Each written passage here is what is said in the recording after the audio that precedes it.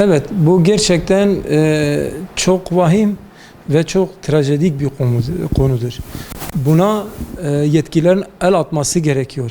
Son zamanlarda bakıyoruz işte sanal kumarla ilgili adli organlarımız, kolluk kuvvetlerimiz operasyonlar falan yapıyor ama bu yeterli gelmiyor.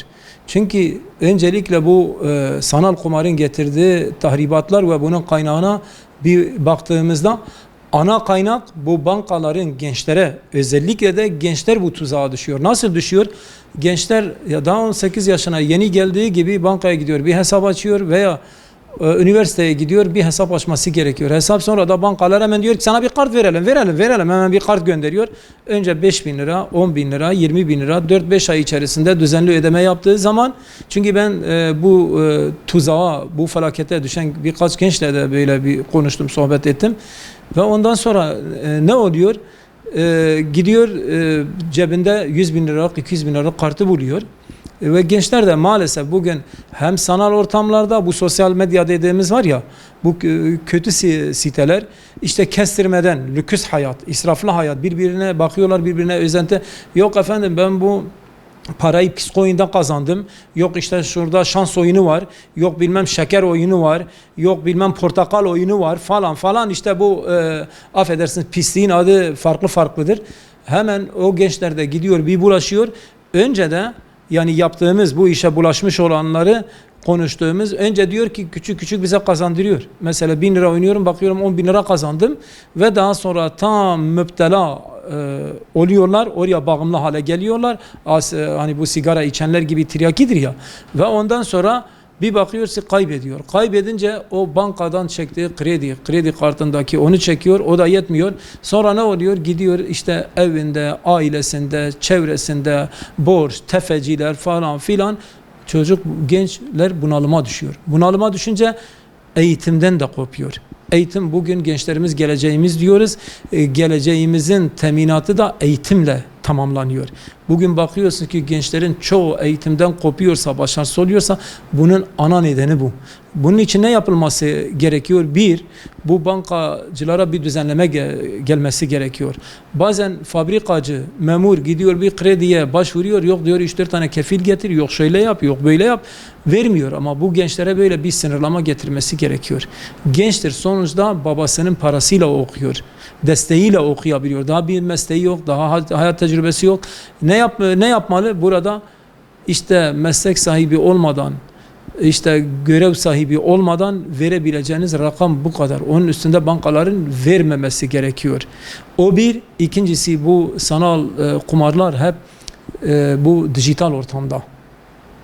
İşte internetten, telefonlardan falan oynuyorlar. Yetkililerin de bir an önce bu siber suçlar birimi var. Siber takip eden güvenlik birimlerimiz var. Takip etsinler. Bu sanal kumarın oynatıldığı bu sitelerin tamamının kapatılması gerekiyor. Yani orada bir göz yumma var, göz ardı var, ihmal var. Bir ara böyle bölgede olaylar oluyordu. İşte haklı olarak kolluk kuvvetleri, yargı organlarına yaptı, karar aldılar. 4-5 gün bu sosyal medya, sohbet siteler falan hepsi kapatıldı. Demek istenirse kapanabiliyor.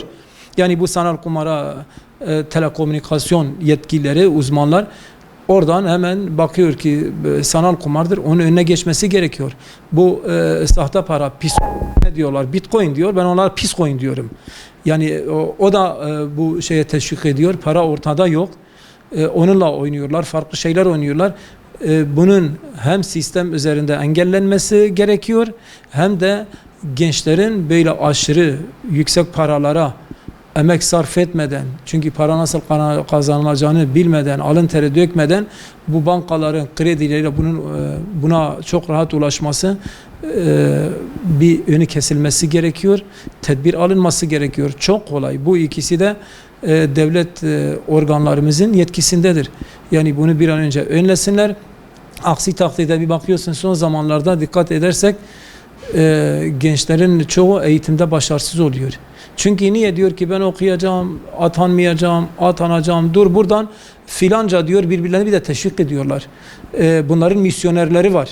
o alana farklı gençlerini şey yapıyorlar. Hem internet üzerinde hem de sosyal medyalarda hem kafelerde hem yüz yüze görüşmelerde hem de sanal alemde.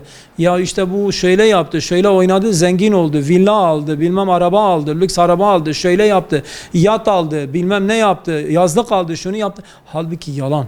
Amaç birbirini zehirliyorlar. Yani bununla ilgili sıkı denetimlerin olması gerekiyor. Gerekli yaptırımların olması gerekiyor. Önünün kesilmesi gerekiyor. Bu da devletimizin görevidir. Bunu da ancak devletimiz yapıyor. Yoksa nasihatla biz ne kadar gençlere, şu anki gençlere artık zaten büyüklerini beğenmiyorlar. Yani baba bir şey söylüyor. Ya ne söylüyor? Ben bilirim diyor. Büyükler ne söylüyor? Maalesef bu şu anki bu yeni kuşak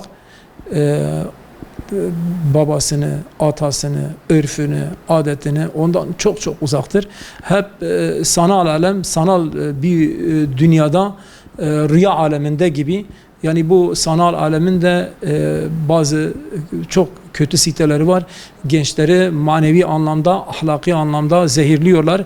Bu maneviyatın ve ahlaksızlığın içerisinde olan olumsuzluklardan bir tanesi de bu sanal kumardır. Yani bunu devletimiz isterse çok rahat bunu önleyebilir. Eğer bu devam ediyorsa bu ihmal olduğu ortadadır.